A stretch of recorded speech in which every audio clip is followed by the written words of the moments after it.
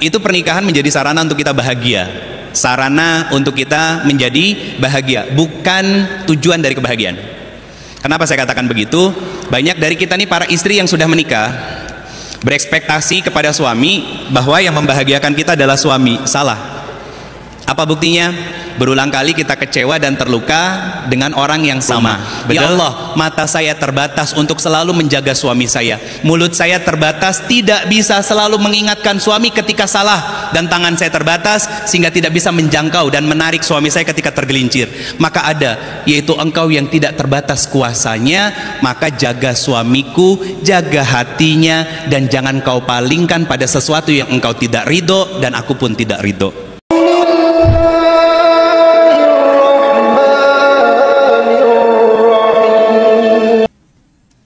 Assalamualaikum warahmatullahi wabarakatuh. Bismillahirrahmanirrahim. Subhanallah wa bihamdi, subhanallahil azim. Adada khalqihi wa ridha nafsihi wa zinata arsyihi wa midada kalimatihi. Asyhadu an la ilaha illallah wa asyhadu anna Muhammadar Rasulullah.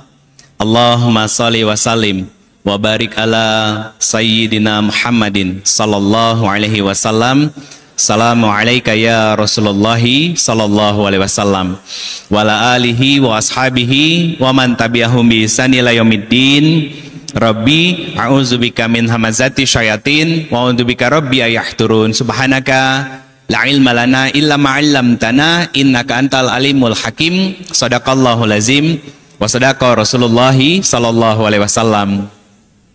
Alhamdulillah, alhamdulillah, puji syukur kehadirat Allah Subhanahu wa taala. Pagi hari ini Allah izinkan saya, Ridho Febri, Bunda. Salam kenal semua, saya dari Bandung. Alhamdulillah termasuk sudah sangat sering datang ke Jogja, baik itu agenda dakwah ataupun sekedar liburan. Rezeki besar bisa silaturahmi wasilah kepada bunda-bunda semuanya, wasilahnya dari teman-teman Majelis Talim Mutia pada pagi hari ini. Semoga ini bisa menjadi salah satu ikhtiar wasilah kita semakin taat dan cinta kepada Allah dan Rasulnya, memperbaiki kehidupan kita makin solihah semuanya insyaallah. Ini temanya bagus Bunda, temanya tentang Am I Happy? Nah, ini sebuah pertanyaan ya. Mungkin temanya singkat, tapi cukup dalam buat kita renungi bersama-sama. Apakah kita sudah betul-betul bahagia atau jangan-jangan selama ini hanya pura-pura bahagia? Nah, ini yang harus kita telah bareng-bareng insyaallah. Pada kesempatan pagi hari ini kita belajar bagaimana kita mengenali diri kita dari sudut pandang psikologi Islam ya, dari sudut pandang pendekatannya tazkiyatun nafs, sehingga Bunda nanti sebagai seorang istri untuk yang sudah menikah dan menjadi seorang ibu bisa perform, artinya bisa maksimal melakukan peran-peran itu. Kalau yang masih single misalkan, kesendirian itu justru malah membahagiakan. Kenapa? Tidak harus berkubangan dosa karena melakukan kemaksiatan kepada Allah Subhanahu wa taala. Sedangkan yang sudah menikah, itu pernikahan menjadi sarana untuk kita bahagia, sarana untuk kita menjadi bahagia, bukan tujuan dari kebahagiaan. Kenapa saya katakan begitu? Banyak dari kita nih para istri yang sudah menikah berekspektasi kepada suami bahwa yang membahagiakan kita adalah suami. Salah. Apa buktinya? Berulang kali kita kecewa dan terluka dengan orang yang sama. Betul? Nah pertanyaannya gini, Mbok ya kenapa dilanjutin? Bukan pernikahannya maksudnya ya, tapi lukanya. Karena selama ini kan kita dapati kita capek, lelah, ya kan, dalam menghadapi dinamika kehidupan kita bersama dengan pasangan dan orang-orang di sekitar kita. Nah, sebetulnya tema Am I Happy ini mungkin lebih cenderung kepada salah satu tema yang saya sering kaji di beberapa majelis saya, merawat jiwa membasuh luka. Sama kan? Iya.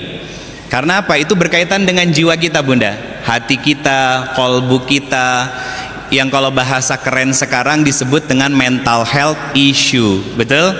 Nah cuman saya pendekatannya bukan dari sisi pendekatan orang-orang barat, tapi pendekatannya kita punya ilmunya sendiri. Nama ilmunya tazkiyatun nafs. Itu salah satu ilmu yang kita bisa mengenali diri kita sendiri seharusnya. Oke, saya mohon izin untuk sambil berdiri. Bunda, saya izin sambil nyoret-nyoret ya, karena memang biasa kalau saya nyampein materi sambil ngotret-ngotret. Pertanyaan saya, apakah kita sudah bahagia?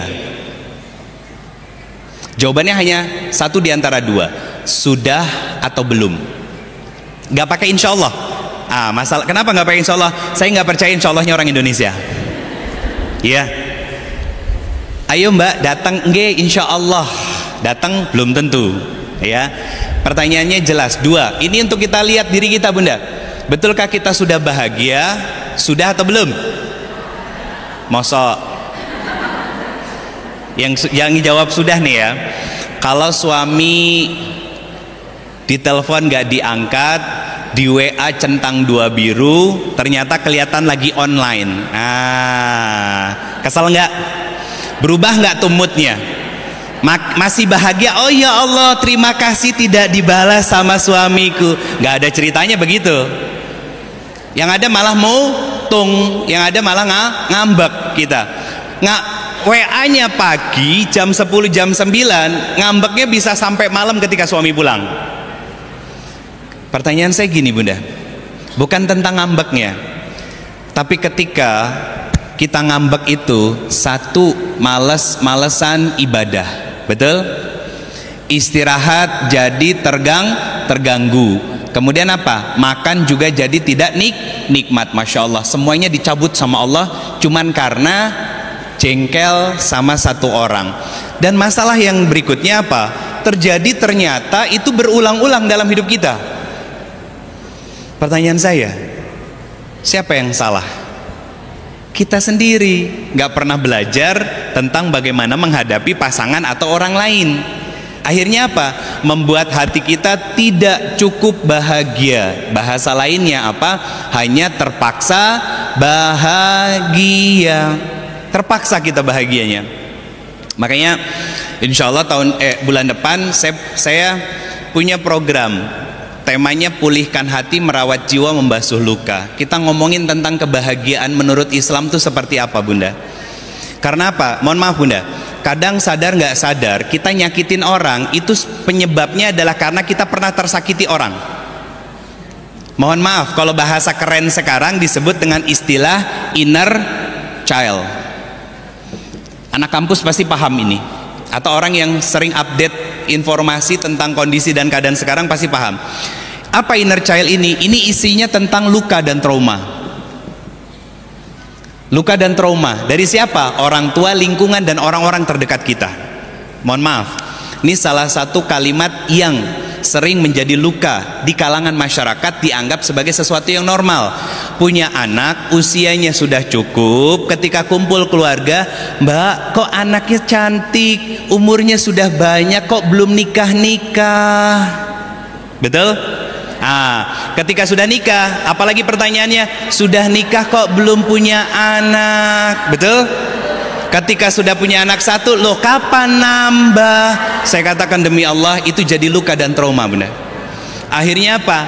Anak-anak kita atau bahkan kita sendiri malas kumpul keluarga, karena pasti akan dapat intimidasi ini dan gak nyaman. Ini masalah Bunda. Ini masalah. Tadi malam saya ngisi kajian, alhamdulillah jamaahnya sangat ramai. Kajian perdana juga di daerah Berbah, di tempat villa punya saudara dan sahabat saya. Nah, saya bilang masalah di Indonesia, khususnya di tanah Jawa, hubungan kekeluargaannya masih kuat dengan istilah patriarki. Suami mau salah mau benar, pokoknya harus tetap merasa benar. Gak boleh Bunda, Islam gak seperti itu. Maka yang saya bawa pada pagi hari ini, semoga insya Allah bisa menjadi pondasi awal, dan semoga bisa silaturahmi lagi di lain kesempatan insya Allah tentang kebahagiaan. Pertanyaan saya sederhana, apa yang menjadi standar bahagia manusia? Rumah yang mewah, mobil yang bagus-bagus jajar, karir yang tiap tahun meningkat, gaji yang selalu bertambah setiap tahun, anak-anak yang tampan dan cantik, atau istri yang cantik. Jangan salah bunda, sekarang laki-laki ganteng senengnya sama laki-laki ganteng.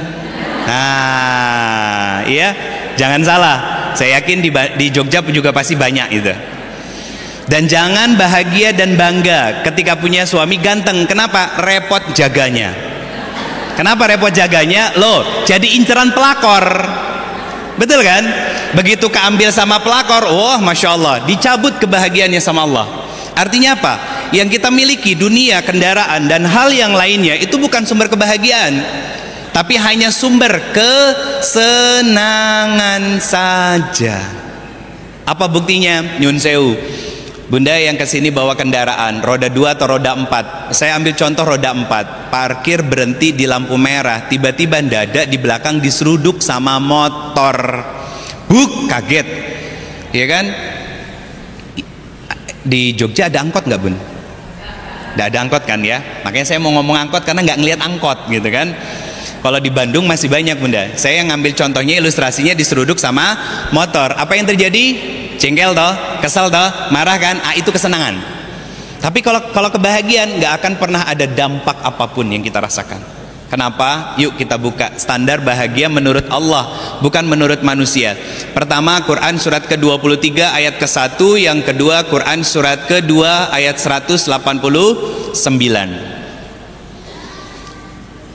Apa ayat ini bunda? Yang pertama surat Al-Mu'minun ayat ke-1. Apa yang disampaikan Allah? Qad aflahal mu'minun. Apa kata Allah? Orang beriman pasti bahagia. Maka standar bahagia yang pertama menurut Allah adalah iman. Apa maksudnya? Yuk kita turunin. 1, iman kepada Allah, berarti dia yakin bahwa Allah adalah Robnya kita. Allah akan selalu menolong kita, Allah akan selalu membantu kita, Allah akan selalu ada dalam semua aktivitas kehidupan kita. Bahkan di titik terendah dalam hidup kita sekalipun, Allah akan selalu menolong kita. Puncak dari rukun iman ini adalah iman kepada qada dan qadarnya Allah Subhanahu wa taala. Nanti di sesi akhir saya akan sampaikan beberapa poin untuk kita bisa menggapai kebahagiaan menurut Allah Subhanahu wa taala ya. Ini sebagai mukadimahnya dulu.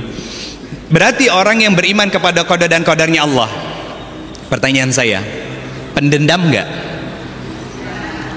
Pendendam enggak? Gampang sakit hati enggak? Gampang baperan enggak? Pertanyaan saya, bagaimana kalau panjenengan semua? Masih suka misu-misu? Masih gampang marah? Gampang dendam? Baperiun? Berarti belum cukup bahagia, betul kan? Gampang stres akhirnya kan? Sekarang saya mau tanya, dari mana dendam itu datang? Bukan dari hati bunda, karena cinta pun bisa datang dari hati. Dari mana dendam itu hadir? Dari yang namanya marah, betul? Betul nggak? Pertanyaan saya sederhana, dari mana marah itu hadir? Dari yang namanya kecewa. Pertanyaan saya, kenapa kita kecewa? Karena berekspektasi sama manusia dan meletakkan harapan kita kepada manusia, seolah-olah, maaf, contoh, orang tua kita bisa memperlakukan kita dengan cara yang baik, tidak membanding-bandingkan dengan adik-adik kita. Salah. Kita berekspektasi suami kita mampu membahagiakan kita, berulang kali terluka, kecewa, akhirnya apa? Marah kita. Akhirnya apa? Jengkel.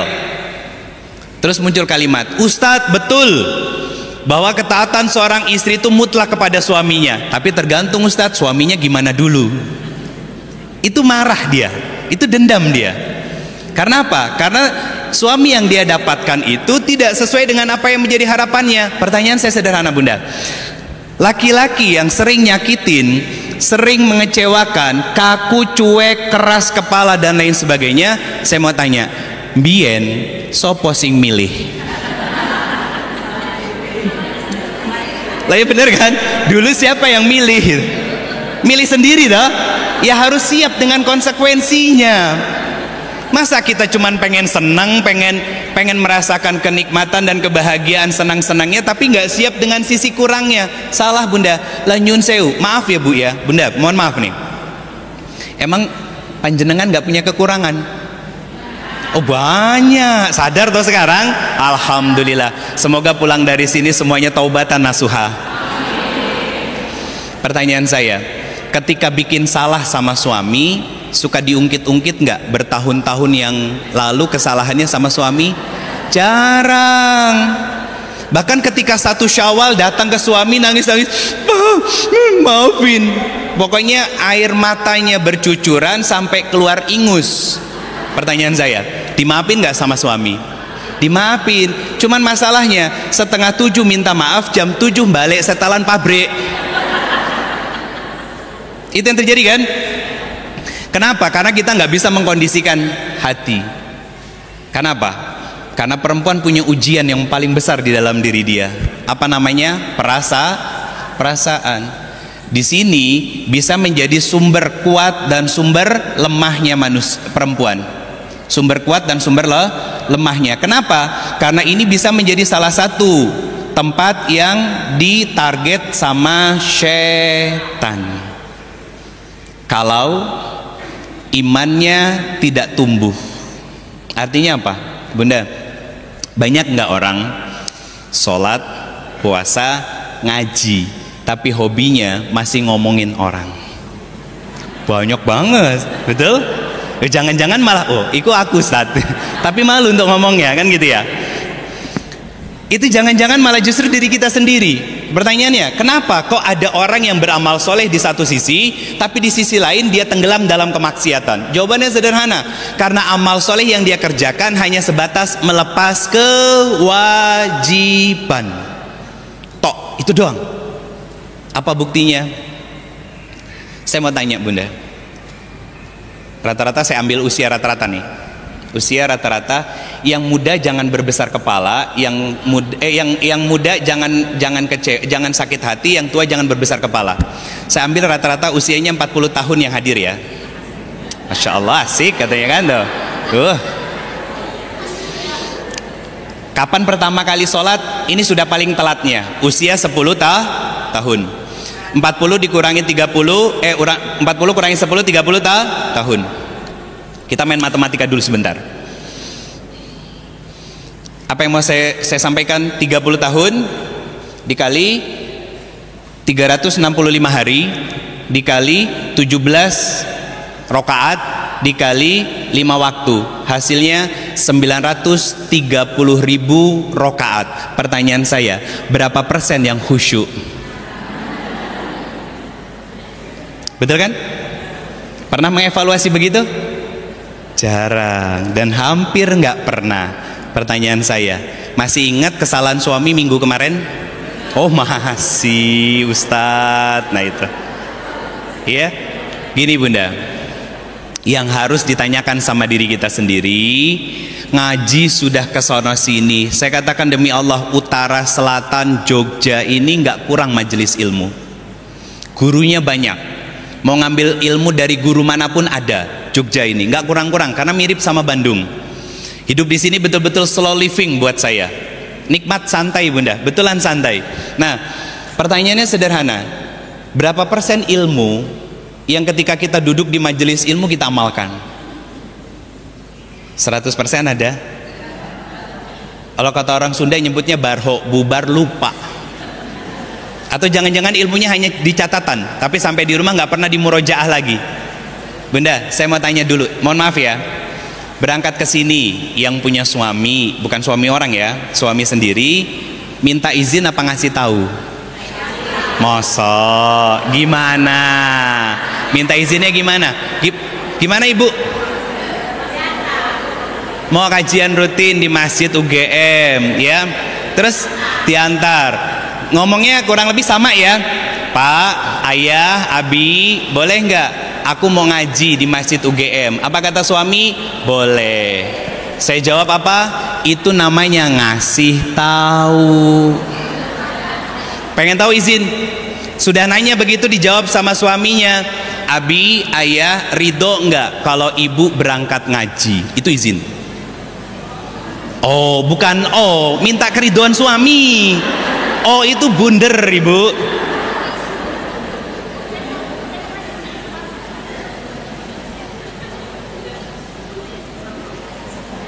Nah, ibu nyun sewu, maaf nih, kita fair. Saya ngomong dari sudut pandang laki-laki dewasa. Laki-laki dewasa itu yang normal ngelihat istrinya sudah mandi, wangi, cantik, rapih, nggak mungkin syahwatnya kalau nggak muncul. Disitulah seorang istri minta keridoan suami ketika harus meninggalkan suami, baik itu kerja ataupun sedang di rumah. Pertanyaannya sederhana, kenapa selama ini kita ngaji, ilmunya hanya sedikit yang kita amalkan? Sederhana bunda, karena Allah tidak ridho terhadap ilmu yang kita dapat, karena kita nggak pernah minta keridoan dari suami kita. Cuma ngasih tahu. Yang lebih parahnya apa? Duduk di masjid UGM, tek, foto. Abi, aku di sini ya ngaji dulu sebentar. Oh, parah itu. Nyun sewu ya, maaf. Ayo, siapa ayo? Bunda, saya mau tanya, kalau dibegituin sama suami marah nggak? Tiba-tiba suami pulang kantor nggak bilang kalau mau nongkrong di kafe, ya begitu kita tanya, loh Abi kok tumben belum pulang? Oh iya Umi, maaf, nih aku lagi sama teman-teman selfie. Terus apa jawab para istri? Oh, cuman doang. Itu kalau suami pulang ke rumah horor suasana rumah. Beneran nih, horor bunda. Dan kita nggak akan terima. Nah pertanyaannya, kenapa memperlakukan hal yang sama kepada suami? Tapi Ustadz selama ini oke, iya. Makanya butuh validasi bunda. Sama kan istri juga begitu. Rata-rata yang pernikahannya masih muda lah ya usianya, bahkan yang tua juga ada beberapa. Apa? Kadang suka nanya, pagi diajak main, diajak jalan-jalan, diajak makan, dibeliin belanjaan segala macam, sore pulang ke rumah, malam mau tidur, pakai nanya, Abi sayang sama Umi. Ah itu. Masih butuh validasi. Maka lakukan hal yang sama kepada suami. Pertanyaan saya sederhana, bunda yang sudah menikah, mohon maaf ya, yang masih single, yang sudah menikah, saya mau tanya, sayang sama suami?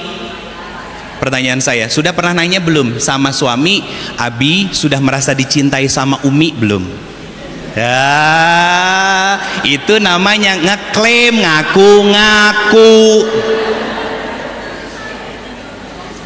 Bingung dah? Terus tiba-tiba nanya sama suami, Abi sudah ngerasa disayangin sama ibu belum? Loh, ibu kesurupan opo? Loh, ibu tuh habis ngaji. Nah jangan baper kalau digituin. Kata Ustadz Ridho suruh nanya. Karena apa bunda? Ibu nanti semua bunda, ketaatan, pelayanan, khidmat sebagai seorang wanita dan istri kepada suami, bukan bunda yang ditanya, tapi suami. Bagaimana istrimu memperlakukanmu? Makanya butuh validasi. Sudah maksimal belum? Nyun sewu bunda, saya ada grup WhatsApp yang setiap weekend Sabtu dan Ahad itu saya buka.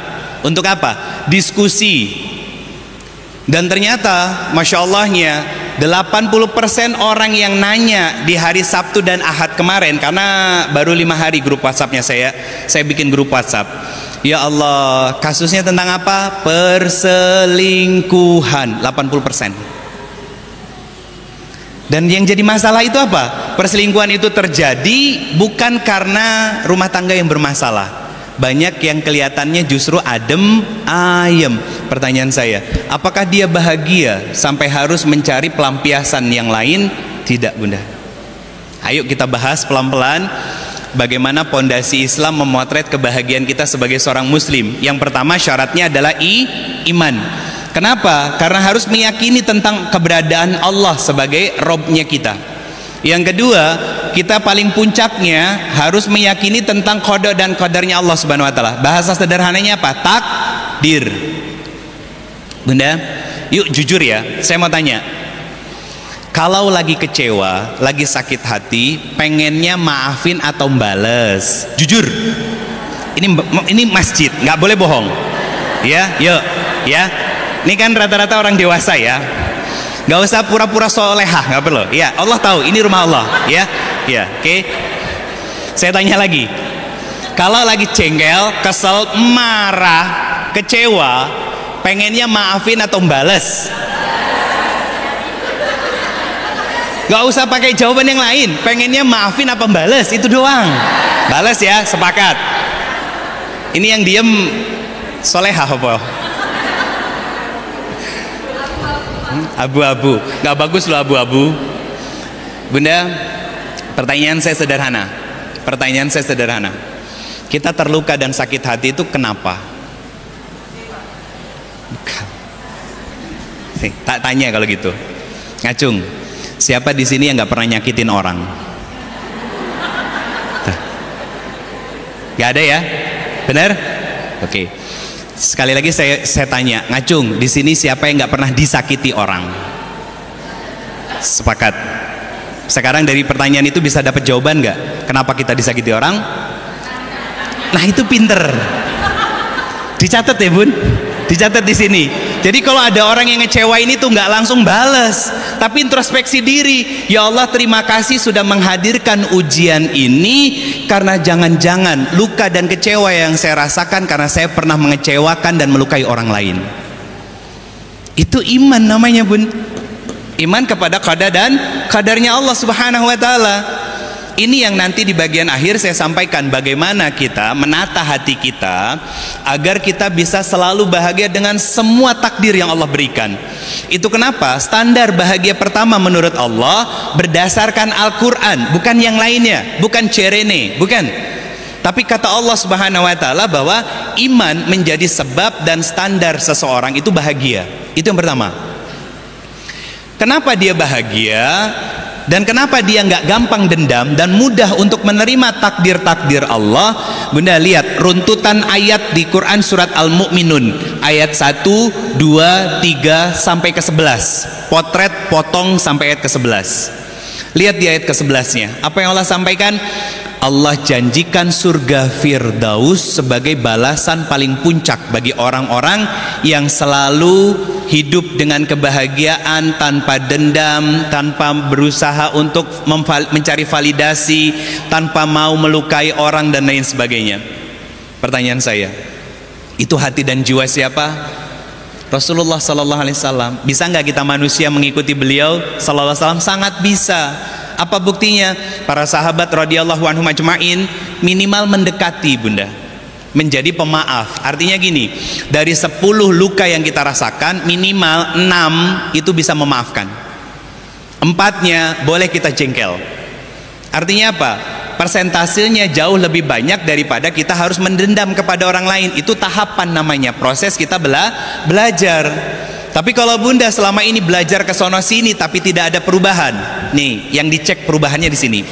Ngaji ilmu, lihat ada perubahan sikapnya kepada Allah bagaimana.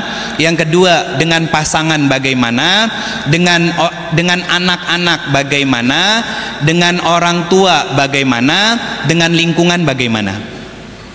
Itu kalau ngaji ilmu. Apa maksudnya? Sikap sama Allah makin taat atau tidak, makin sami'na wa ta'na atau tidak. Ustadz, betul taat sama suami itu memang perintah Allah, tapi tergantung suaminya bagaimana. Suami saya lawang kayak Fir'aun. Lah Fir'aun mana ada yang sholat ibu? Fir'aun mana ada yang sholat? Nggak ada. Jadi artinya gini, sama Allah berarti meyakini bahwa semua takdir Allah baik dan semua rizki yang Allah berikan adalah kebaikan dari sisi Allah Subhanahu wa ta'ala. Walaupun terkadang datangnya harus membuat kita terluka dan bercucuran air mata. Yang kedua, bagaimana ketika kita belajar ilmu agama? Sikapnya sama suami, jangan-jangan apa? Pak! Orangnya di bawah teriaknya kedengaran sampai atas. Gak boleh bunda. Karena perempuan itu tidak boleh meninggikan suara di depan suaminya. Itu salah satu cara untuk kita dapat pahala. Yang ketiga, bagaimana dengan anak-anak? Ma, ajarin aku nggak ngerti ini. Sebentar nak, mama lagi tanggung ngobrol sama besti mama. Sekali, besoknya diulang lagi. Ketemu besok, diulang besok ketemu besok, berganti tahun. Akhirnya apa? Tiba-tiba anaknya sudah remaja, ibunya tadi datang ke seorang ustadz. Ustadz, kenapa ya kok anak saya susah diajak ngobrol? Kalau diajak ngobrol malah putus, yang ada apa? Sibuknya sama teman-temannya. Ketemu dari mana sebabnya? Karena kita yang membentuk dia seperti itu terlalu sibuk dengan dunia dan pertemanan kita, lupa dengan amanah terbaik kita, yaitu anak. Betul apa benar? Nah, orang yang sudah ngaji itu akan fokus mendidik anaknya, fokus untuk khidmat sama pasangannya. Kalau dia seorang istri akan taat tanpa tapi kepada pasangannya. Kalau dia seorang suami akan membahagiakan dan memuliakan istrinya. Terus bagaimana dengan orang tua? Nah, ini ada pepatah Melayu begini, Bunda. Orang tua itu seperti Al-Quran lapuk. Kenapa pepatah Melayu yang saya bawa? Karena papa saya orang Minang, mama saya orang Jawa Timur, istri saya orang Sunda. Nah, 3 suku bangsa ada di dalam keluarga saya. Saya ngomongin ini bukan saya sedang menggarami laut yang sudah asin, Bunda, bukan, atau ngajarin ikan yang sudah pintar berenang, bukan. Kita hanya sedang berbagi kebaikan, semoga menjadi pahala dan jariah untuk kita semuanya. Saya nikah belum lama, Bunda, alhamdulillah ini masuk tahun ke-15 sekarang. Karena ada yang lebih lama daripada saya kan? Nah, itu maksud saya. Oke, saya balik lagi, Bunda. Pepatah dari Melayu, orang tua itu seperti Al-Quran lapuk. Apa maksudnya? Dibaca tidak terbaca, dibuang berdosa. Betul? Orang tua itu kalau sudah semakin sepuh kan makin baperan, semuanya serba salah. Betul kan? Berbuat baik salah, bikin salah, iyo makin salah. Mau dibuang, durhaka kita. Maka disitulah kita yang sudah belajar ilmu agama, hatinya lapang dalam kesabaran, cuman punya satu mindset, ya Allah, kalau bukan karena beliau, saya nggak akan pernah lahir ke muka bumi ini. Maka lapangkan hati saya agar saya bisa berkhidmat, taat dan melayani orang tua saya sampai beliau wafat, dan semoga kau wafatkan orang tuaku husnul khotimah. Makanya ada pepatah begini, Bunda. Orang tua itu ketika melihat anak mampu memberikan kehidupan dan kebahagiaan bagi anak, tapi ketika anaknya dewasa melihat orang tuanya hanya merawat sampai menunggu matinya. Betul? Gak adil sebetulnya. Gak adil sebetulnya. Makanya orang yang sudah ngaji itu akan semakin solih dan solehah terhadap orang tuanya. Dan yang terakhir, bagaimana interaksi lingkungan kita. Boleh kok kita berkelompok-kelompok, punya kelompok-kelompok khusus, tapi ada tapinya. Jangan merasa kelompok kita paling istimewa dan paling baik di antara kelompok yang lain. Buka surat An-Najm ayat 32. Setengah menjelang ke akhir, Allah berfirman begini, fala tuzakku anfusakum huwa a'lamu bima nitaqa. Hei orang yang sudah ngaji, sudah hijrah, sudah menutup aurat, lagi belajar Quran, ya, belajar hadis dan lain sebagainya, kata Allah, jangan ngerasa sok suci, sok berilmu, sok paling pintar dan sok paling baik. Apa kata Allah? Huwa, dia, a'lamu, Allah lah yang paling mengetahui bima nitaqa, siapa yang paling bertakwa di antara kalian. Artinya apa, Bunda? Artinya Allah menasehati kita, kebaikan seseorang itu bukan tentang apa yang dia pakai. Buat perempuan ada ya baju gamis satu set dengan jilbab yang harganya belasan juta. Nah, biasanya terpampang di baliho-baliho besar brandnya. Saya tahu itu dari istri saya. Sampai akhirnya saya berkelakar sama istri saya, sayang, pakai baju itu apa bisa masuk langsung surga, boh?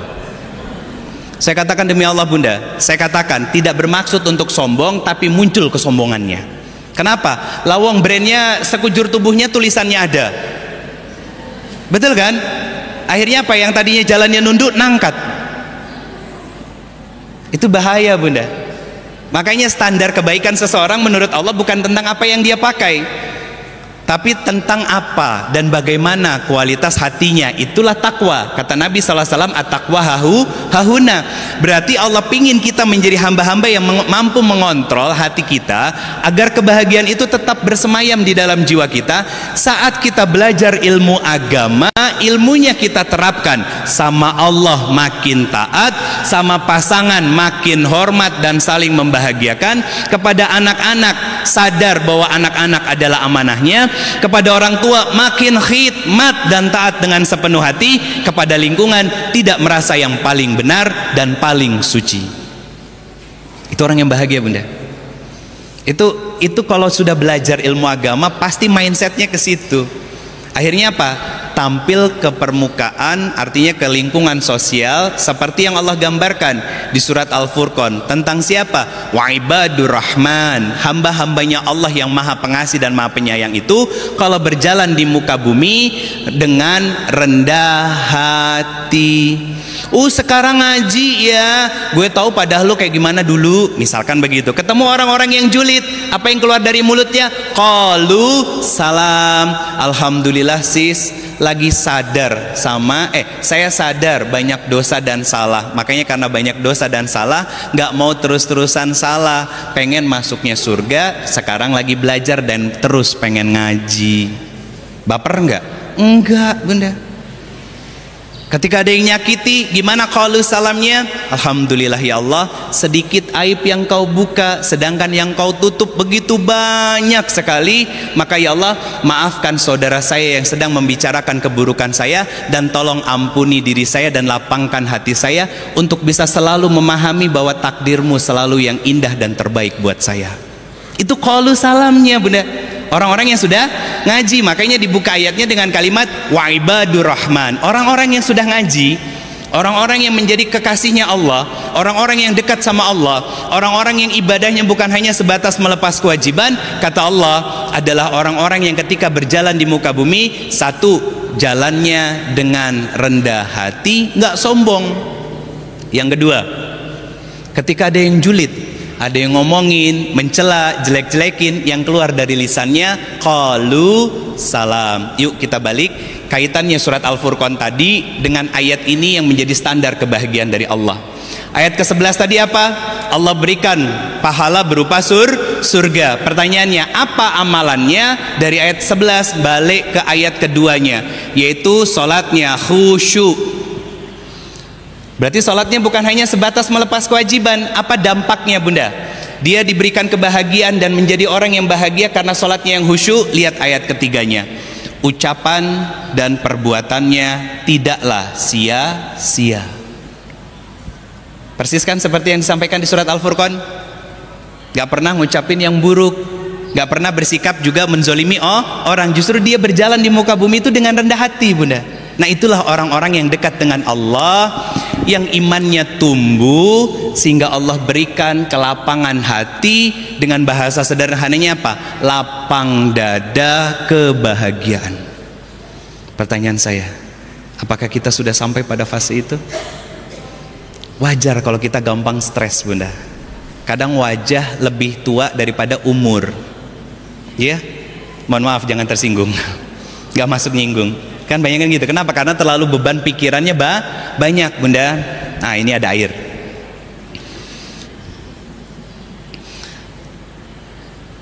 Air ini tahu berat bobotnya berapa bun? Gak ada yang tahu ya. Gak ada yang tahu kecuali ditimbang. Pertanyaan saya, kalau gelas dan air ini saya pegang selama 1 jam, pegel nggak? Pegel.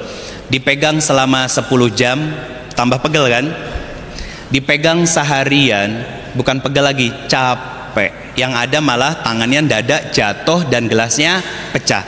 Pertanyaannya, bagaimana biar nggak pegel tangan saya dan nggak capek, nggak lelah? Simpan di tempat seharusnya. Itulah belajar mengelola ujian dan masalah. Jangan semuanya disimpan di dalam hati bunda. Capek, lelah, itu yang bunda rasakan selama ini. Makanya ayat kebahagiaan tentang ujian di Quran surat kedua ayat 45 sampai 46, dan Quran surat kedua ayat 182 sampai 183. Ayatnya kan mirip. Apa? Wasta'inu bisabri wa shalah. Yang di ayat 183-nya, ya ayyuhallazina amanu sta'inu bisabri wassalah innallaha ma'as-sabirin. Apa pelajarannya? Ini tentang ujian ayatnya bun. Kata Allah, kenapa ujian itu kaitannya dengan sabar dan sholat? Dan nanti ada kaitannya dengan ayat kedua dari surat Al-Mu'minun ini tentang sholat khusyuk yang seperti apa, agar kita bahagia. Sehingga standar kebahagiaan itu iman. Karena imannya tumbuh lewat sholat yang dikerjakan dengan berkualitas, sungguh-sungguh bunda. Kenapa Allah minta sabar dan sholat ketika diberikan ujian? Bunda buka Quran surat ke-20 ayat 132. Quran surat 20 ayat 132. Apa yang disampaikan sama Allah Subhanahu wa taala? Perintahkanlah kepada keluargamu untuk mengerjakan sholat dan bersabar dalam mengerjakannya. Lihat, komposisinya sama tapi urutannya beda. Apa yang membuat beda? Gini, di surat Toha ayat 132 diawali dengan kata sholat dulu baru sabar. Apa pesannya? Ini kondisi dan keadaan di mana kehidupan kita sedang lapang. Allah minta kita untuk tetap sholat. Sebahagia apapun kamu, seluas apapun rezeki yang aku berikan kepadamu, kata Allah, tetaplah sholat. Nah, masalahnya banyak dari kita gagal di ujian syukur atau sabar. Gampangnya gini, kita sering gagal ketika diuji dengan keujian kesempitan atau kelapangan. Lapang, Bunda. Karena kalau ujian sempit itu tidak ada pilihan yang lain kecuali bersabar. Sudah mentok. Bahasa kerennya apa? Surrender, berserah kepada Allah. Allah itu muslim. Muslim itu berserah kepada Allah. Definisi dari muslim adalah berserah diri kepada Allah Subhanahu wa taala. Nah, ini yang sering jadi ujian buat kita. Akhirnya apa? Nggak sedikit ketika dibenturkan dengan masalah, terus nanya sama Ustadz, Bunda perbaiki ibadahnya sama Allah. Sudah Ustadz. Apanya yang sudah? Saya sudah sholat Ustadz. Kalau orang yang sudah sholat dan sholatnya benar, nggak mungkin komplain dengan ujian dan masalah sama Allah. Lihat Nabi Ayub alaihissalam, berapa tahun beliau diuji? Menurut riwayat yang sahih kurang lebih sekitar 20 tahun, Bunda.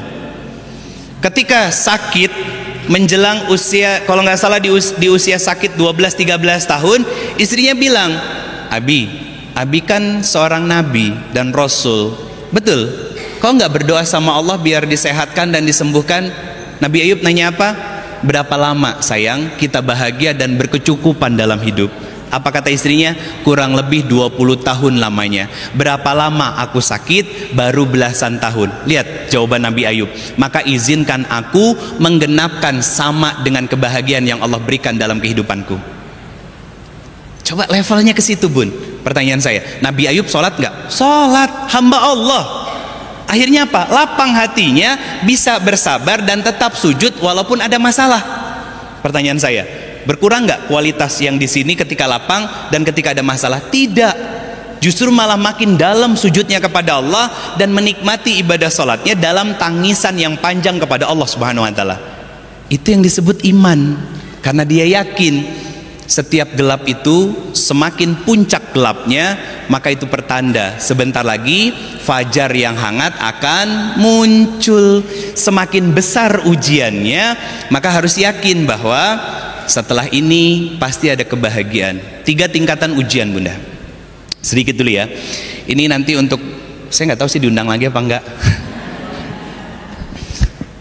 Quran surat kedua ayat 214, dan ini ada kaitannya dengan Quran surat kedua ayat 142.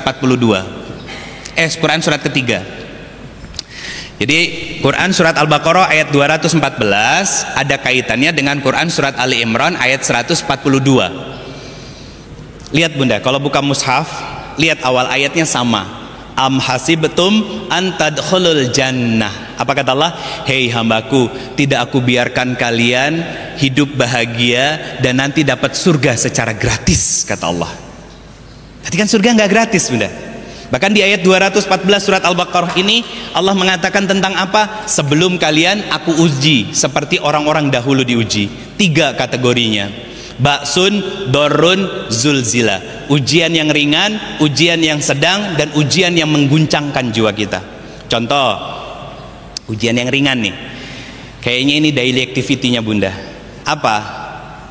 Suami kalau habis mandi, anduknya disimpan di mana?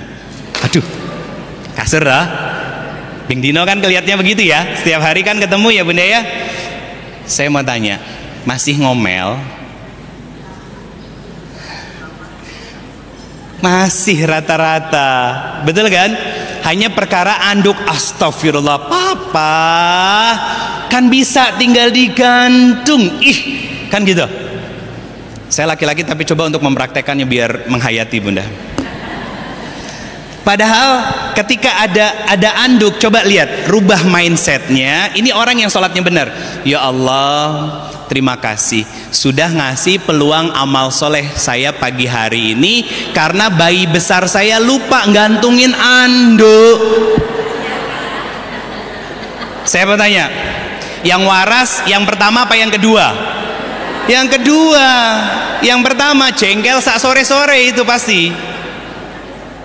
Bahkan ketika suami baru keluar dari kamar mandi, papa ingat anduknya digantungin, langsung galak kan, keluar tanduk sama taringnya. Itu yang baksun bunda, itu yang masih ringan levelnya. Setiap hari kelihatan anak lagi makan berantakan kemana-mana, ngomel, salah. Berarti kalau kita masih ngomel dengan hal perkara yang remeh, berarti hati kita belum bahagia. Kenapa? Pasti masih ada kecewa yang belum kita lepaskan. Bagaimana nanti ya? Ini saya sampaikan dulu tentang pondasi bahagianya dulu menurut Al-Quran dan Allah. Tadi ngeluarin ayat hanya 2, sekarang beranak pinak ayatnya. Kenapa? Satu sama lain berkaitan bunda. Pertanyaan saya sederhana, pernah nggak bikin mapping kehidupan, bikin gambaran kehidupan dalam satu bab saja yang namanya bahagia seperti ini? Pernah nggak? Nggak pernah. Makanya kita nggak tahu yang bahagia menurut Allah itu seperti apa. Iya. Nah saya lanjut ya bun. Maka kata Allah, tidak dibiarkan bahagia kecuali diuji sama Allah. Itu kenapa? Ada ayat yang komposisinya sama tapi posisinya berbeda. Untuk apa? Kita belajar bunda, bahwa kesabaran itu perlu usaha dan perlu untuk kita minta kepada Allah Subhanahu wa ta'ala. Sehingga apa? Muncul kesadaran imannya bahwa ya Allah, ini takdirmu dan ajarkan aku untuk bisa ridho dengan takdirmu. Saya mau tanya dulu nih, apa bedanya ikhlas dan ridho? Nah ini sering dibahas toh. Nah, ini tazkiyatun nafs. Apa bedanya ikhlas dan ridho? Ayo bun. Pura-pura nyatet, pura-pura buka catatan, apa ketemu jalan. Dan nggak boleh buka chat GPT. Nah, tak doain HP-nya rusak. Oke, kalau ada tekanan, pecah bunda kalau ada tekanan, bisul soalnya. Kalau ikhlas tidak ada tekanan, kalau ridho, ya. Karena banyakan selama ini yang kita kaji dan pelajari itu hanya teori. Apa ikhlas? Melakukan sesuatu, semua hal hanya untuk Allah, itu ikhlas. Apa ridho?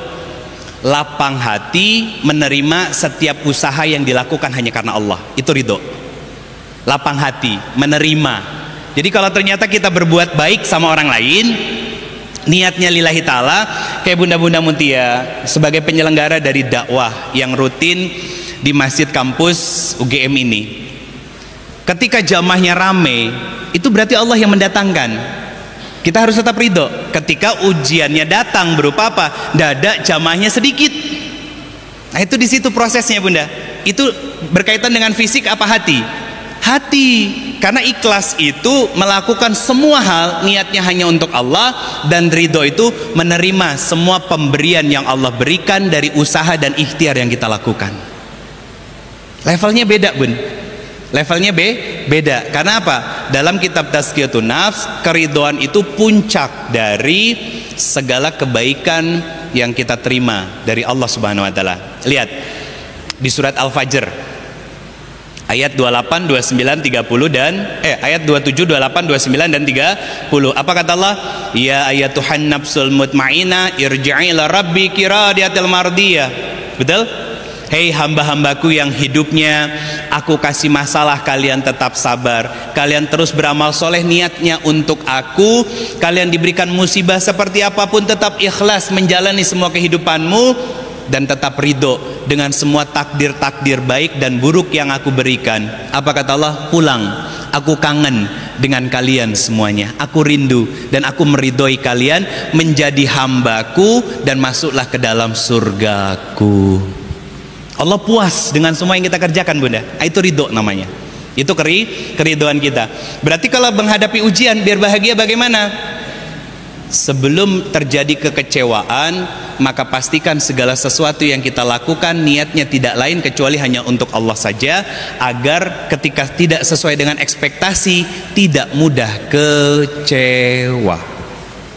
Itu iman. Waras nggak belum mereka hidupnya? Pasti waras, Bunda.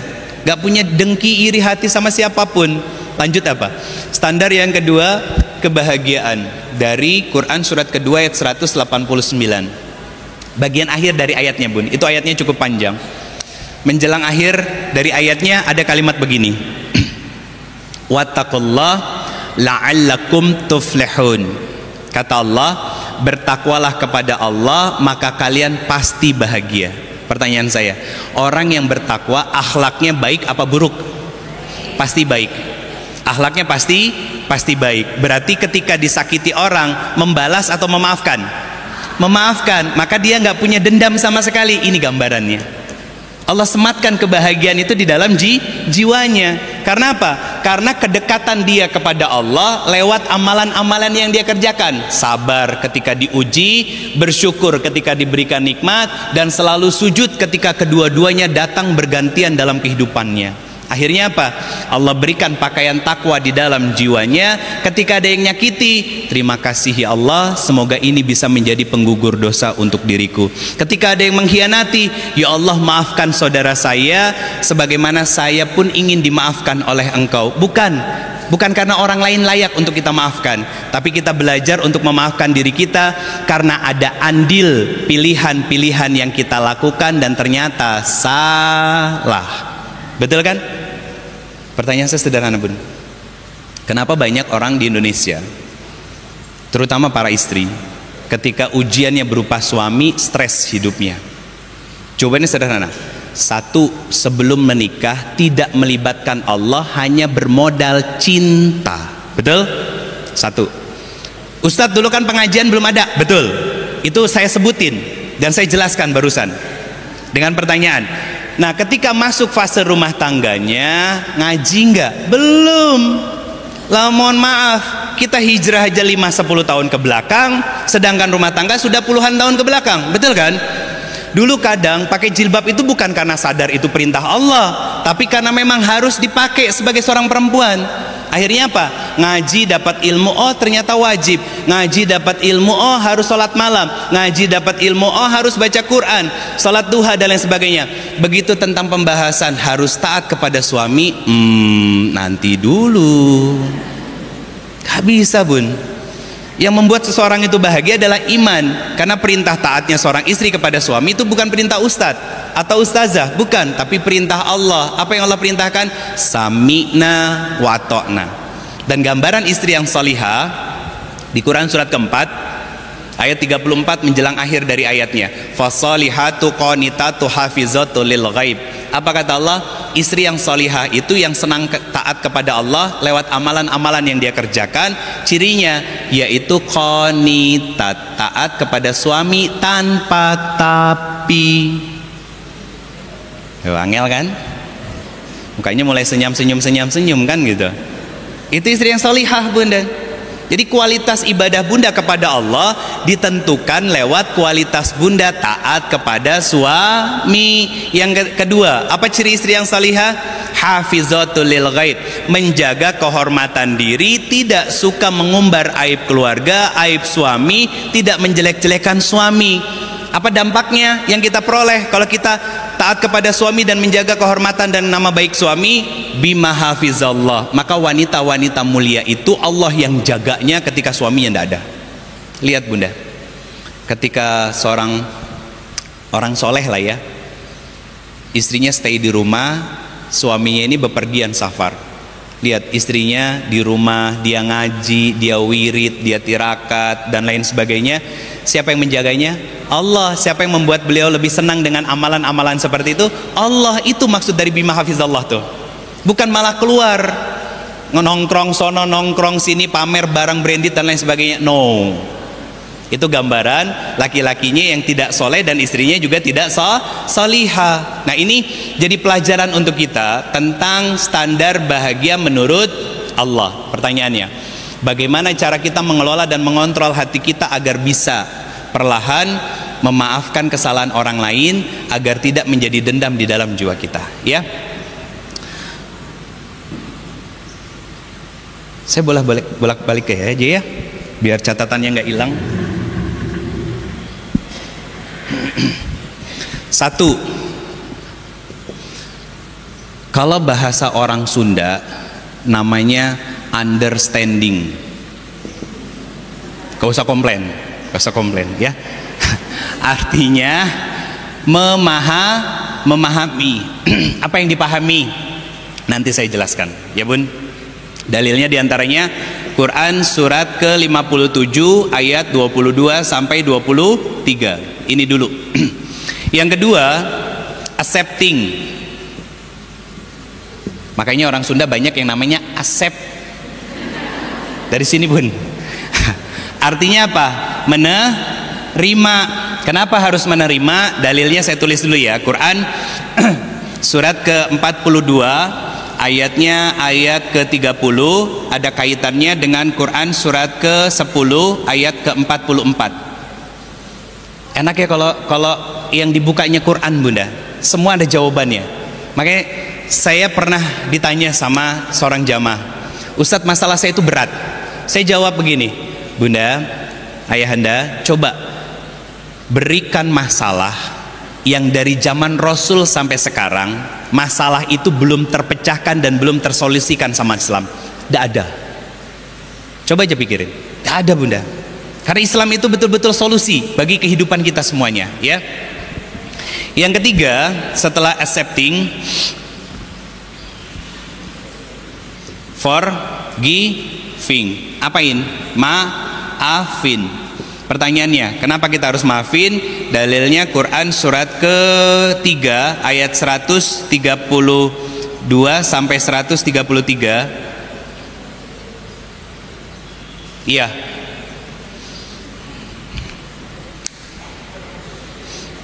Sebentar Bun. 100 salah.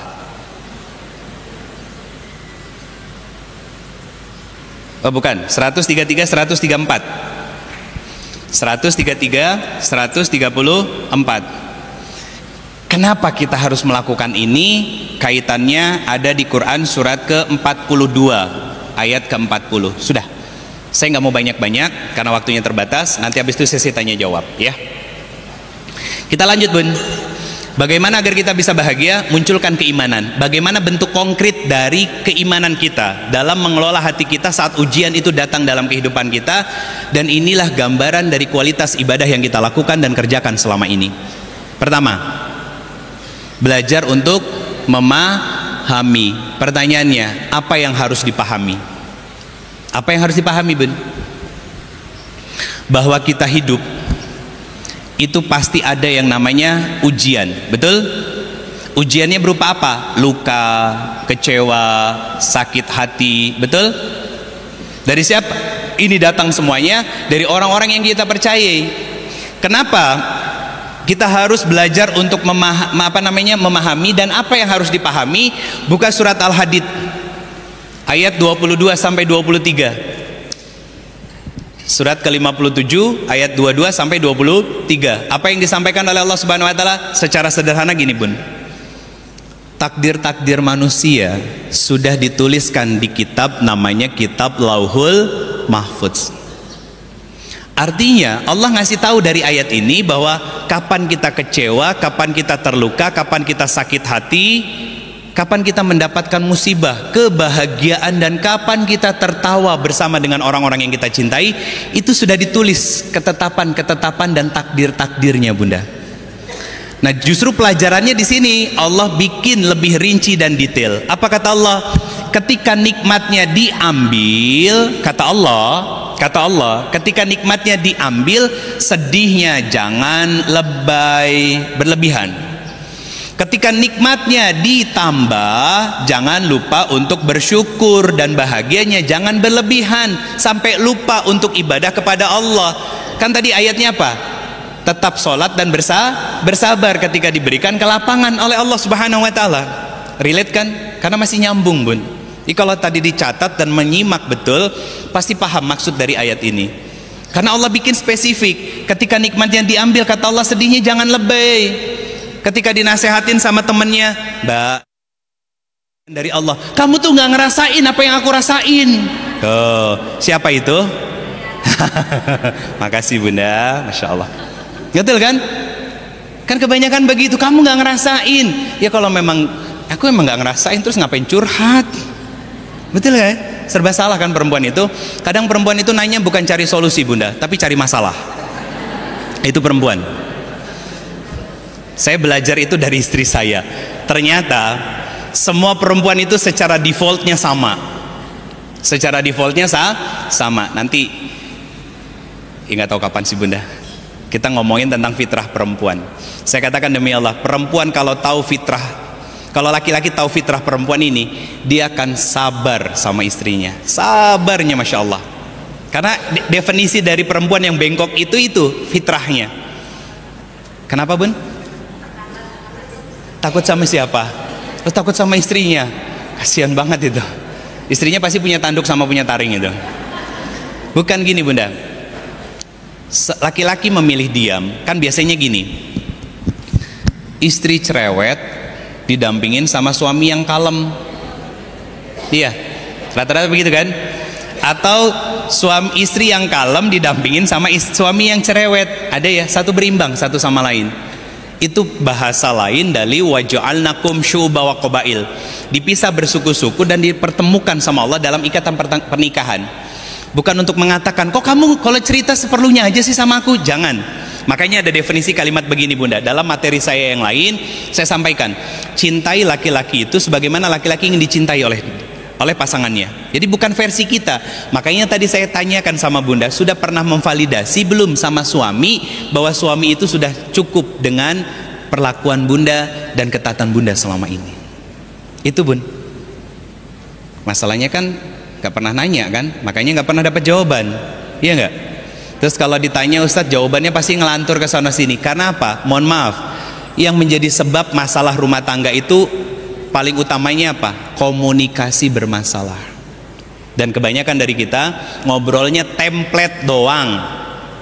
Habis sudah makan siang, tiba-tiba WA ke suami, lagi ngapain sayang, sudah makan siang belum, sudah sholat belum, makannya apa? Kaku Bunda, kayak kanebo kering. Gak manfaat kan kanebo kering kan? Nah, biasain ngobrol. Solih sayang, ada cerita apa sekarang di kantor? Enak gitu. Masalahnya kan gatel ya kuping ngedengar kalimat sayang kan. Saya tahu kok gitu. Makanya yang samping saya rempong. Biasakan Bunda bahasa yang baik. Saya nikah tahun ke-15. Ada kok istri saya di sini. Saya bareng sama istri saya. Insya Allah nanti pada asar saya izin untuk pindah ke Solo. Alhamdulillah lakulihal kami berdua sampai usia pernikahan masuk ke tahun 15 manggilnya masing-masing dengan dua panggilan. Saya panggil istri saya hanya dengan panggilan Solih dan sayang. Saya nggak pernah manggil, kalau putri kami manggil saya ayah, manggil istri saya bunda. Saya jarang manggil dan bahkan hampir nggak pernah manggil istri saya bunda. Kalau dipanggil dengan sebutan itu dia tahu berarti dua panggilan pertama nggak kedengeran sama dia, makanya langsung dia lari ke saya. Sama, istri saya manggil ke saya apa? Solih dan sayang. Enak Bunda. Kenapa? Kalau Bunda dipanggil sama suami, Bun, Mami, Umi, Ibu, maaf, Anda berarti nggak spesial karena panggilannya sama dengan anak Anda. Betul. Coba carikan dalam sejarah ya, Rasulullah itu selalu pasti punya panggilan khusus kepada istrinya Bun. Pasti punya panggilan khusus kepada istrinya. Dan saya kasih pelajaran kepada para bapak-bapak, bapak-bapaknya lagi pada nyandar. Pelajarannya apa?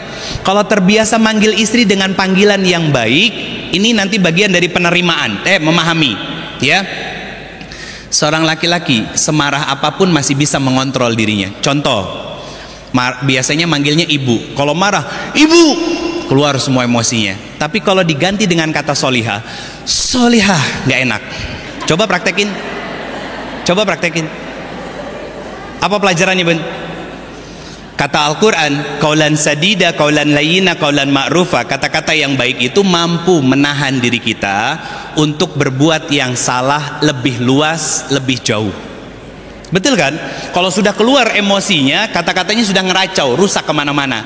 Tapi kalau bisa ditahan emosinya, artinya dikontrol jiwanya, emosinya tidak meledak, maka yang keluar apa? Kelapangan hati, kesabaran, dan kedewasaan seorang laki-laki yang menjadi suami. Pertanyaan saya, suami di rumah begitu? Suami di rumah begitu nggak? Kasihan deh. Balik, ini lagi belajar untuk bisa memahami bahwa semua takdir dari Allah pasti baik. Ya Bunda ya, sepakat ya. Nah yang kedua, accepting atau belajar untuk menerima. Ujian manusia, luka, kecewa, dan sakit hati, apa kaitan dengan proses penerimaan yang kita lakukan? Tanya sama Al-Quran. Jangan tanya kemana-mana pun, tambah bikin stres. Bukan berarti nggak boleh diskusi sama orang. Kalau diskusi sama orang, cari profesional atau orang yang ahli di bidangnya, yaitu ustadz dan ustazah yang paham tentang psikologi manusia dan paham tentang tazkiyatun nafs dan manajemen konflik, Bunda, sehingga ngeluarin ayatnya pas. Di antaranya apa? Quran surat ke-42, surat Asy-Syura, bukan Asy-Syu'ara. Surat Asy-Syu'ara itu surat ke-26. Kalau Asy-Syura surat ke-42 ayat ke-30. Tolong dengarkan dengan iman, Bunda. Kata Allah, simpelnya begini: segala musibah, masalah, sakit hati, luka dan kecewa yang kamu rasakan, kata Allah, terjadi karena ulah tanganmu sendiri. Apakah Allah sedang menghukum kita? Tidak, itu bentuk keadilan Allah biar kita introspeksi diri. Pertanyaannya, bagaimana kita bisa menerima bahwa luka itu datang dari Allah? Dengan cara memahami bahwa takdir Allah selalu baik dan Allah tidak pernah menzolimi hambanya. Dan itu diperkuat di Quran surat Yunus surat ke-10 ayat ke-44, bahwa Allah tidak pernah menzolimi hambanya, tapi hambanya sendiri yang menzolimi dirinya sendiri. Adil Allah, sangat adil, Bunda, sangat adil. Pertanyaannya, kalau sudah diberikan cinta yang tumpah-tumpah oleh Allah lewat nikmat dan juga ujian, masa sih kita nggak bisa introspeksi diri dan muhasabah diri? Masa sih masih kita biarkan dendam itu berkecamuk di dalam jiwa kita? Rugi, Bunda, capek, lelah, simpan di tempatnya. Bagaimana caranya? Adukan kepada Allah lewat sujud-sujud yang kita lakukan kepada Allah. Makanya ketika diuji, perintahnya apa? Terima dengan sabar dan simpan di atas tempat sujud lewat sholat yang kita lakukan. Itu, Bunda, polanya ada di dalam Al-Quran, dalilnya jelas. Saya melakukan kodifikasi 1, 2, 3 ini biar kita paham dan mudah memahaminya. Oh, berarti semua takdir Allah baik? Yes, nggak ada takdir Allah yang buruk. Sekalipun itu kaki kita tertusuk duri, apa kata Nabi? Gugur dosa-dosa yang ada di dalam diri kita. Tak ada yang buruk, Bun.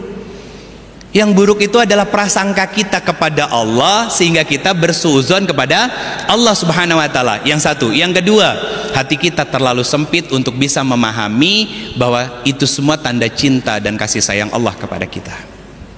Yang ketiga, kalau sudah belajar untuk memahami dan perlahan menerima bahwa semua adalah kasih sayang dan cinta Allah, yang ketiga apa? Belajar untuk memaafkan.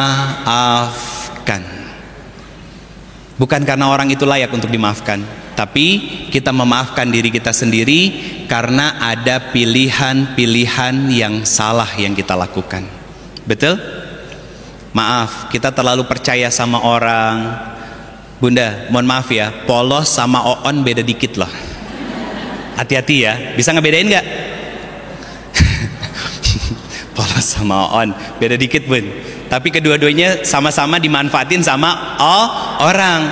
Nah, apa maksud dari kita memaafkan diri kita sendiri? Bunda, kita kecewa sama pasangan, kita kecewa sama orang tua karena kita berekspektasi bahwa seolah-olah pasangan kita sumber kebahagiaan dan orang tua kita mampu bersikap adil kepada kita. Salah, itu yang harus dimaafkan.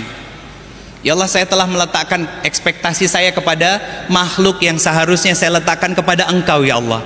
Bunda, kita orang-orang yang ngaji, gak kurang-kurang kita ngomongin Allah. Pertanyaan saya, seberapa sering kita ngobrol sama Allah?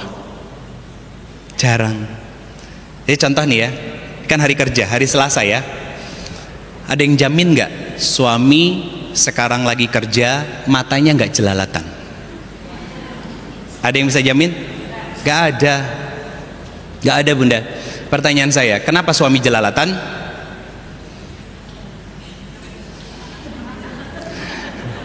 Bo ya, jawabnya itu yang ilmiah gitu bun. Tapi benar sih, punya mata itu ilmiah, betul. Salah satu indera yang Allah berikan, subhanallah. Tapi kenapa logikanya itu dipakai pas sekarang gitu? Bukan pas lagi berhadapan dengan suami, ketika harus mikir pakainya perasaan, ketika harus ngerasa pakainya mikir. Kan dibalik-balik tuh ibu. Kenapa suami kita jelalatan? Bukan hanya karena imannya yang tipis dan gak bagus. Mohon maaf, bunda sebagai istri tidak menjaganya dalam doa. Apa buktinya? Karena selama ini berdoa hanya pakai mulut. Robbana hablana min azwajina wa dzurriyyatina qurrata a'yun waj'alna lil muttaqina imama. Selesai buka HP. Ngapain? Buka toko oren, masukin ke keranjang yang nggak tahu kapan di check out. Oke. Apa maksudnya ngobrol sama Allah? Beda sama ngobrol cuman pakai omongan. Kaitannya dengan doa bunda. Doa itu kan kita ngobrol sama Allah, bukan ngasih tahu Allah, karena Allah sudah maha tahu, tapi mengikatkan hati kita, begitu butuhnya kita sama Allah subhanahu wa ta'ala. Bagaimana mendoakan suami? Ya Allah, hari ini saya sedang duduk di majelismu, yang hadir malaikat-malaikat siap mengaminkan doaku ya Allah. Saya menitipkan suami saya yang sedang bekerja. Dia mencari nafkah, dan pastikan nafkah yang dibawa pulang ke rumah nafkah-nafkah halalan toiban, dan jangan berikan kesempatan suami saya untuk bermaksiat dalam mencari rezeki yang akan dibawa pulang ke rumah. Ya Allah, mata saya terbatas untuk selalu menjaga suami saya, mulut saya terbatas tidak bisa selalu mengingatkan suami ketika salah, dan tangan saya terbatas sehingga tidak bisa menjangkau dan menarik suami saya ketika tergelincir. Maka ada, yaitu Engkau yang tidak terbatas kuasa, maka jaga suamiku, jaga hatinya, dan jangan kau palingkan pada sesuatu yang engkau tidak ridho dan aku pun tidak ridho. Pertanyaan saya, pernah berdoa begitu? Makanya suami nggak dijaga sama Allah, karena jarang ngobrol sama Allah. Tapi ngobrol sama besti, ya ampun, makanan habis direfill lagi, kulkas kosong, GoFood, kan itu. Tapi giliran sama Allah seperlunya, basa-basi doang ya. Akhirnya apa? Coba lihat bunda, dari jutaan doa yang kita langitkan, berapa persen yang diijabah sama Allah? Itu koreksi diri, karena jarang ngobrol kita sama Allah. Tapi ngomongin Allah, masya Allah, Allah tuh begini, Allah tuh begini, Allah tuh begini, pret. Jarang ngobrol sama Allah. Akhirnya apa?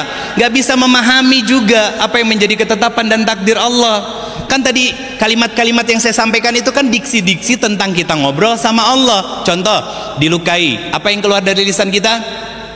Ucapan terima kasih, karena sudah menjadi wasilah penggugur dari dosa. Ketika dibuka aibnya, bagaimana diksi yang kita sampaikan kepada Allah? Terima kasih, karena baru sedikit aib yang terbuka, dan lain sebagainya. Biasa ngobrol sama Allah bunda. Akhirnya apa? Rabbi shrah li sadri wa yassir li amri wahlul 'uqdatam min lisani yafqahu qauli. Dimudahkan lisannya, dilapangkan hatinya, mudah untuk memahami bahwa semua takdir Allah itu baik, mudah untuk menerima bahwa tidak pernah ada kezaliman yang Allah berikan kepada kita, dan mudah untuk memaafkan. Kenapa? Karena kita butuh ampunan dan maafan dari Allah. Terakhir, saya tutup dengan Quran surat Asy-Syura ayat ke-40.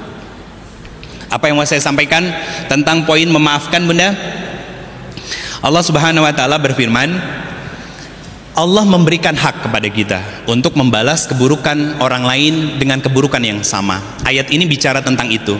Surat 42 ayat ke-40, kata Allah, balaslah keburukan orang dengan keburukan yang sama. Adil kan Allah? Adil. Masalahnya gini bun, bunda dipukul sama suami, jangan sama saya, sama suami. Memaafkan apa jengkel? Oh nggak terima, pasti jengkel. Boleh ngebales? Boleh. Pertanyaannya, ketika kita membalas pukulan suami, sama nggak sakit yang diterima suami dengan sakit yang kita terima? Nggak sama. Berarti biasanya lebih sakit. Nah, ini pakai logika. Di yang tadi jawab karena punya mata, coba ditangkap ini baik-baik. Nanti dijelaskan ya Bunda ya. Oke, saya lanjutin. Sampai mana barusan? Oh iya, sakitnya itu nggak sama Bunda, karena kita sudah terdorong sama emosi, jengkel, kesel kita, ya. Makanya ayat ini lanjutannya apa? Kalau engkau memaafkan dan tetap berbuat baik, maka kata Allah, aku sendiri yang akan memberikan balasannya untukmu. Jadi balasannya Allah yang berikan langsung kepada kita, bukan dari manusia Bunda. Pertanyaannya, apa balasan yang Allah berikan? Buka dua surat yang berbeda. Satu surat ke-39 ayat ke-10, bagian akhir dari ayatnya kata Allah, Allah memberikan pahala tanpa batas bagi orang-orang yang bersabar ketika tersakiti atau ketika menghadapi ujian. Pertanyaannya, di mana batas dari balasan yang Allah tetapkan itu dan Allah berikan langsung? Buka Quran surat ke-13 Ar-Ra'd ayat 22, 23, 24. Balasannya berupa surga. Nama surganya Aden, taman surga, yang dimana kalau kita layak bisa masuk ke surga Firdausnya langsung dari Allah Subhanahu wa Ta'ala. Kenapa? Berarti ini betul-betul memvalidasi dari Quran surat ke-23 tadi, Al-Mu'minun ayat 1 sampai 11. Apa? Orang beriman itu pasti bahagia. Kenapa? Dia nggak cari validasi dan cari muka kepada manusia. Dia perbaiki terus hubungannya dengan Allah, sehingga Allah ridho kepada diri dia, sehingga hidupnya dia tidak pernah berucap dan berbuat dengan hal yang sia-sia. Mana sih tulisannya? Oh ini, nggak ada ucapan dan perbuatan yang sia-sia. Kenapa? Karena semua yang terjadi dalam hidup dia, dia sadari betul dengan keimanan dia bahwa itu maunya Allah dan saya tidak pernah minta. Bunda, saya mau tanya, ada nggak di antara kita di sini yang berdoa sama Allah, ya Allah tolong berikan ujian buat saya setiap hari, ya Allah jadiin suami saya nyebelin setiap hari? Nggak ada. Doa kita kan Robbana hablana min azwajina wa dzurriyyatina qurrata a'yun waj'alna lil muttaqina imama. Ya Allah, jadikan pasangan saya orang yang soleh. Utus sholat tahajud. Begitu pagi nyebelin suaminya. Lah ya Allah, perasaan tadi malam saya nggak salah doa, kan gitu. Memang doanya nggak salah, tapi pola Allah untuk memberikan apa yang kita ijabah dibalik. Kenapa berupa ujian yang datang untuk memastikan hati kita siap dan layak mendapatkan apa yang kita harapkan selama ini, berupa kebahagiaan di dunia dan kebahagiaan di surganya Allah Subhanahu wa Ta'ala. Pertanyaan saya, mudah apa sulit dilakukan? Mudah kalau pakai iman, tapi kalau pakai perasaan sulit, karena yuwaswisu fi sudurinas, akan dibisikin sama setan gitu. Salah satu bisikan setan adalah menjadi orang-orang si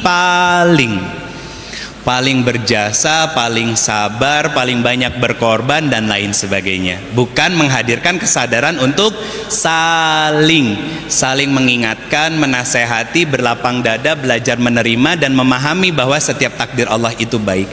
Saya tahu nggak mudah, tapi kalau berjalan di atas keimanan, bekalnya sudah ada di dalam hati kita. Tinggal terus ditingkatkan seiring berjalannya waktu dan seiring peningkatan kualitas dari ibadah yang kita kerjakan. Semoga Allah hadirkan kebahagiaan paripurna itu hadir di dalam jiwa kita, sehingga kita bahagia tanpa mendendam kepada siapapun, tanpa kecewa kepada siapapun, tanpa terluka dengan siapapun. Mohon maaf lahir dan batin Bunda, itu yang bisa saya sampaikan pada kesempatan pagi hari ini. Jazakumullah khairan katsir Bunda. Mohon maaf lahir dan batin. Sekali lagi kalau ada maaf, kalau ada kata-kata yang salah, kalau ada kekhilafan dalam perbuatan, sikap dan ucapan saya minta dimaafkan lahir dan batin, minta keikhlasannya, minta keridhoannya. Semoga pertemuan dan perkumpulan ini bisa menjadi sebab untuk kita kembali berkumpul di surganya Allah bersama dengan Nabi tercinta kita Rasulullah Muhammad sallallahu alaihi wasallam. Saya mendoakan semoga Bunda selalu sehat afiat, diberkahi oleh Allah, bahagia dunia akhirat, dan Allah sakinahkan sampai surganya Allah Subhanahu wa taala. Alhamdulillahirabbil alamin. Astaghfirullahalazim, astaghfirullahalazim, astaghfirullahalazim. Subhanakallahumma wa bihamdika asyhadu an la ilaha illa anta astaghfiruka wa atubu ilaik. Hadanallahu wa ikum ajmain. Allahu a'lam bishawab. Assalamualaikum warahmatullahi wabarakatuh.